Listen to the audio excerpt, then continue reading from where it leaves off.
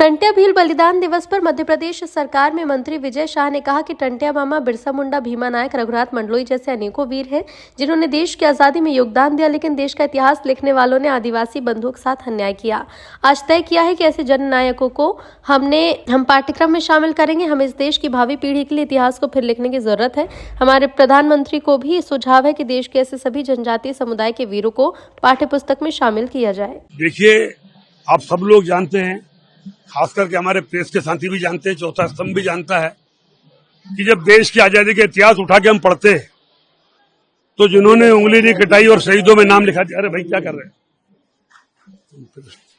बंद कर दो, माइक बंद कर दो। जिन्होंने उंगली नहीं कटाई और शहीदों में नाम लिखा दिया, आज आप सब लोग जानते हैं, मुझे बोलने की आवश्यकता नहीं है। टंट्या मामा, बिरसा मुंडा, भीमा नायक, रघुनाथ मंडलोई और शंकर शाह, रघुनाथ शाह, ऐसे अनेकों अनेक वीर हैं जिन्होंने देश की आजादी में जो भाग लिया, पर उनका योगदान, जनजातीय नायकों का योगदान, हमें इतिहासकारों ने हमारे साथ, मैं कहने मुझे हर्ज नहीं, बेईमानी करी कि देश की आजादी का इतिहास लिखने वाले इतिहासकारों ने हमारे जनजातीय बंधुओं के साथ बेईमानी करी। जो स्थान उन्हें मिलना चाहिए उनका नहीं।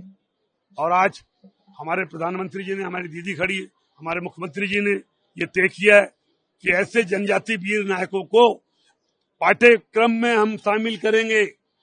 देश के भावी भविष्य बच्चे, जिनको देश की आजादी का भविष्य और इतिहास फिर से लिखने की जरूरत है, ताकि हम इनको आने वाली पीढ़ियों को बता सकें। और उस कड़ी में आज हम लोगों ने तय किया है कि हर जगह ऐसे वीर जनजातीय नायकों को आने वाली पीढ़ियों के साथ मिला करके इनके इतिहास को बताने का प्रयास किया जाए। एनसीईआरटी में काफी बदलाव भी हो रहे हैं, तो आपकी ओर से पहल की जाए। हमारे तरफ से ये सुझाव है, हमारे प्रधानमंत्री को हमने कहा है कि सारे जनजातीय वीर जिन्होंने देश की आजादी में भाग लिया है, पाठ्य पुस्तक में शामिल करके उनको पढ़ाया जाए और देश की आजादी का इतिहास फिर से इसका चिंतन मनन करके और साहित्यकारों से, बुद्धिजीवियों से फिर से लिखाया जाए।